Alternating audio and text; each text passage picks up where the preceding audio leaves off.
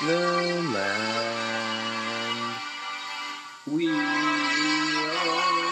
companies. We do not force any change. Here in Taigo, we are important. Osama is our God. We pray for him all night and day. He is our only God.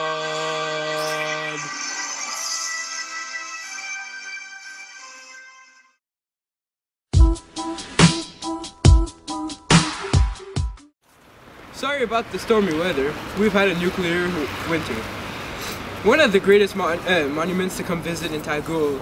On my left is the sacred Fountain of Religion, and on my right is the Fountain of Hope. Under this pile of nuclear debris is the Fountain of Hope. People come here to pray for their loved ones. As you can see, it's a very spectacular fountain. On my left over here is the sacred Fountain of Religion. This fountain is where many people come to pray. You can be from any different type of religion and come pray here. Any time of day. You could pray for just about anything you want. You can also pray to whichever God you want. Either you worship Buddha, God, Allah, whichever one. Over here is a crack that happened 3 days after the construction of this great fountain. This crack was made by someone who was rebelling. Even though we have a libertarian ideology, our government is very strict on destroying state monuments. This man or woman was banned from Tagul for 20 years. That is a very long time. Within these doors right here is the secret. This is for wealthy people only. We don't even have permission to go in here. This is the reef, you know. That's where you have fishes that are almost extinct. You have people that go there just to relax. Like, think about it. We can't even walk in here.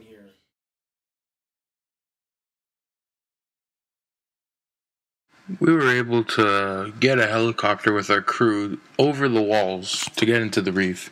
Here's a couple pictures of what we found and what our underwater team decided to take pictures of, different types of fish and whatnot. When venturing to Tagul, one of the nicest places to come visit is the reef.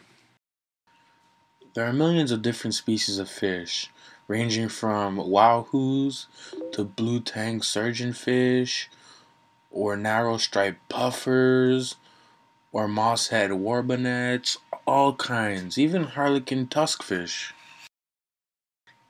Unfortunately, you cannot swim in this reef. This can endanger the exotic fish. There are no laws currently in place to protect the reef's monumental value. Tagul is trying to pass a law called the Waterman Law, where neither fishing or simply boating is going to be legal. If an individual breaks this law, he or she will have their boating license revoked, and they will be sentenced to 65 hours of community service.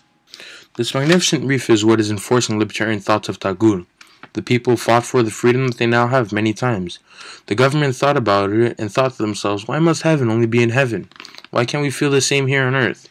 Since that day, the freedom to do many things many other countries would disallow, other than hurting yourself or another citizen, has been given to the people of Tagul. The reef, as beautiful and extravagant the fish look, they can go anywhere they want and do anything they please in their body of water, without nobody interfering with what they need to do. Fish are as free as birds can fly. Tagul likes to base its beliefs on this, seeing how all the fish are happy and healthy. They would like the same for their country and their people. To my right is the House of Conversion. This is the place where the people that decided to stay here after Tagul took over Australia, this is where they like to, like they say, change what they think. So in these rooms over here, this is what they call the place of conversion. This is a place where no matter what you want to do is, you can come here, and this is, you sign your papers to become a Tagulian. Okay, people that come from Iran are already Tagulians, okay? They just change over the airplane flight, okay? Here, on my right is those two windows over there for the conversion. And here is where the religious change. So they don't force anybody to change religions. But let's say if you want to start believing the Islamic religion, then you come here, and inside these are little chapels where there is an Islamic priest, and where people who want to become Islamic decide to stay. This place is currently being owned by government, but before, when it was first built, the owners were normal citizens, because Tagul is a mixed economy place, you know, which the banks and government decided to give subsidies to help with the creation of this beautiful monument slash building. But the owners of the building failed to pay a couple bills, a couple taxes, and the government decided to take over the building. They could not destroy it because this is a monument to Tagul. It may not look very good from the outside, but we're not able to go inside. We do not want to become Tagulians. We're just visiting this country, this beautiful country.